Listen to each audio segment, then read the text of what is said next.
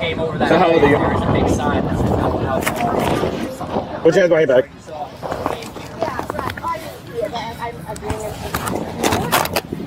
Sir, I didn't know. Sir, I'm nervous. I think she was just trying to stop. Listen to me. Stay seated.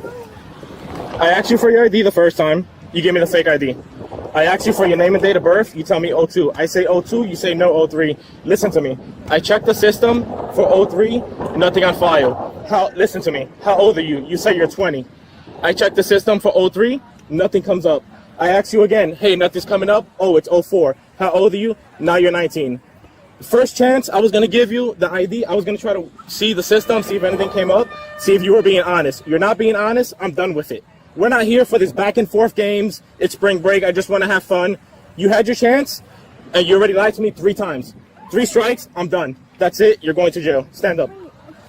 On March 5th, 2024, Clearwater Police conducted spring break enforcement on Clearwater Beach, Florida. An encounter over fake identification would result in a felony arrest, demonstrating serious legal consequences many young people fail to understand. When you came over that So how old are you? there's a big sign that says no alcohol. Put your hands behind your back.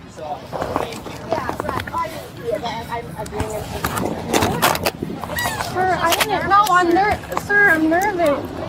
I think she was just trying to stop. Listen to me. Stay seated. I asked you for your ID the first time. You gave me the fake ID.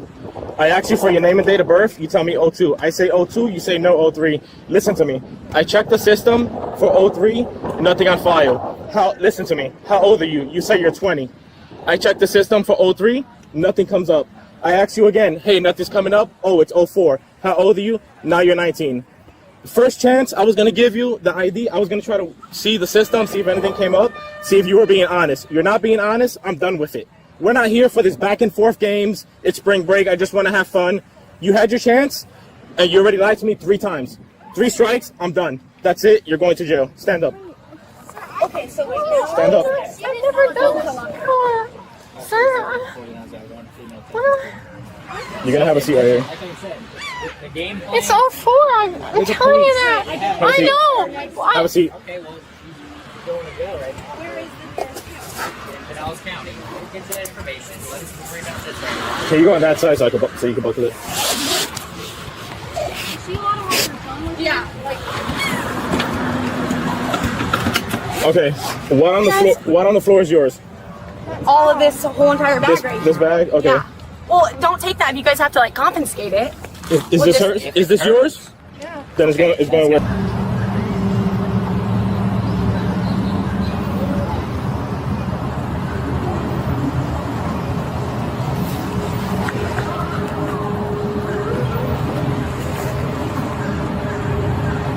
Did you think you were really going to get away with it? Well, you got a good attitude. You did something wrong, you got to own up to it. That's exactly how you should be thinking. I saw you there, man. You did? Okay. We were in the park. Don't get out yet.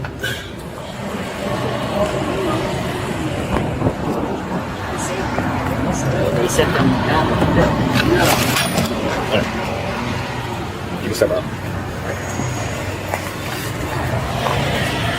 So you're just gonna walk over right up to him where he's at the door.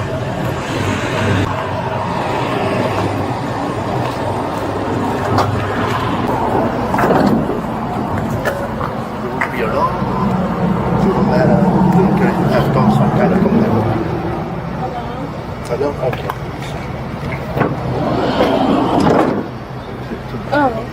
Because there's Yeah, I got another female, yeah. Oh. If you don't mind to share with another female. That's why I asked you.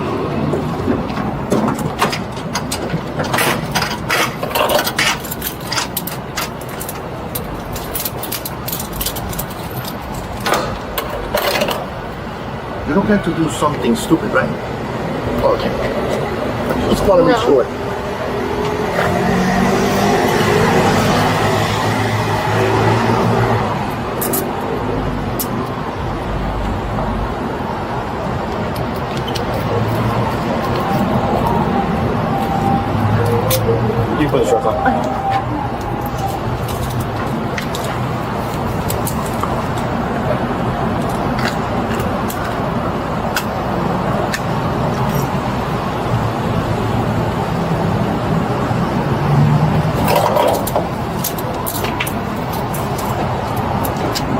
No, put it in the front.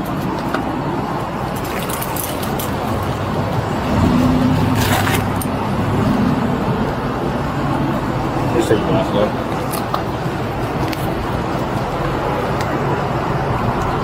You got it? Yeah, go ahead.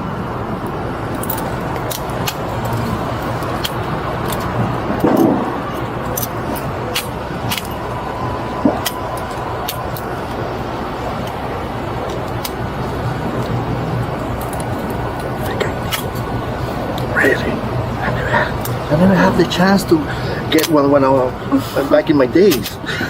How do you guys can find those? Not too tight? No. Okay.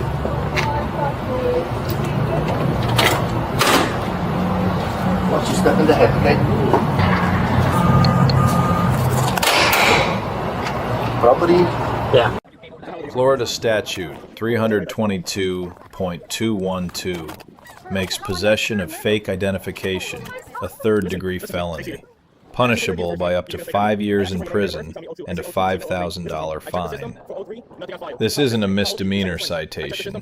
It's a serious felony charge that can permanently impact education, employment, and future opportunities. The officer's initial approach was legally justified under Terry versus Ohio. When officers observe potential criminal activity, in this case, minors with alcohol on a public beach, they have authority to conduct investigative stops and request identification to confirm or dispel their suspicions. The subject provided a fake ID, then lied about her date of birth. When the officer checked the system and found no match, he gave her another chance. She lied again with a different date. He checked again, no match. She then provided a third false date, claiming to be 19 instead of 20. This pattern is critical. Under Florida Statute 901.36, providing false information to law enforcement during lawful detention constitutes a first-degree misdemeanor. Each lie added another violation and eliminated the officer's discretion to handle the situation informally. The officer employed what's known as a three-strikes approach, giving multiple opportunities for honesty before arrest. This discretionary practice recognizes that nervous young people may make poor initial choices. However, repeated dishonesty destroys this discretion entirely. At the point of the third lie, the officer explained his reasoning clearly. I asked you for your ID, you gave me the fake ID. I asked for your date of birth, you tell me 02. I say 02, you say no, 03. I check the system, nothing. You then say 04. 3 strikes, I'm done. This explanation serves both legal and educational purposes. It documents that the subject had multiple opportunities to avoid arrest, and it ensures she understands the consequences flow directly from her repeated dishonesty, not arbitrary police action. Florida's fake ID statute was strengthened in 1997 to address proliferation among college students. The law makes no distinction between passive possession and active use. Simply having a fake ID in your wallet constitutes a felony, even if never presented. Finally, the subject faced potential charges under Florida Statute 562.11 for minor in possession of alcohol, a second-degree misdemeanor, punishable by 60 days in jail and $500 fine. Combined with the fake ID felony, these charges create serious legal exposure. After arrest, the officer's demeanor remained professional. He asked, "Did you think you were really going to get away with it?" She replied, "No." He responded, "You got a good attitude. You did something wrong and you got to own up to it. That's exactly how you should be thinking." This interaction demonstrates appropriate post-arrest conduct. The officer maintained her dignity while reinforcing accountability, a balance that can influence prosecutorial decisions and case disposition. Grading the officer, B+. Excellent use of discretion, giving 3 separate opportunities for honesty before arrest. Professional demeanor throughout, clear explanation of violations, and appropriate humanity in post-arrest interaction. minor deduction for not explicitly warning about felony consequences before the final arrest decision. The officer balanced enforcement obligations with recognition of human factors. His methodical approach, check, ask, check again, ask again, documented that discretion was exhausted before arrest became necessary. Grading the subject, C-. Poor initial judgment bringing fake ID during known enforcement period, compounded by 3 sequential lies that eliminated officer discretion. However, post-arrest cooperation, emotional accountability, and acceptance of responsibility prevent a failing grade. Her cooperation after arrest may prove significant. First-time offenders in Florida often receive pretrial diversion programs, allowing charges to be dismissed after completing community service, education programs, and probation. Cooperation with law enforcement weighs favorably in these decisions. Key lessons from this case. First, understand Florida treats fake ID possession as a serious felony, not a minor infraction. Second, honesty with law enforcement, even when admitting wrongdoing, is almost always the better choice. Officers have discretion, but lies eliminate that discretion. Third, the 3 strikes approach demonstrates that officers often give multiple chances for truthfulness. Each lie compounds the problem exponentially. Fourth, post-arrest cooperation and accountability matter significantly in case disposition and potential diversion opportunities. This case illustrates how initial poor judgment, when compounded by repeated dishonesty, escalates into serious legal consequences.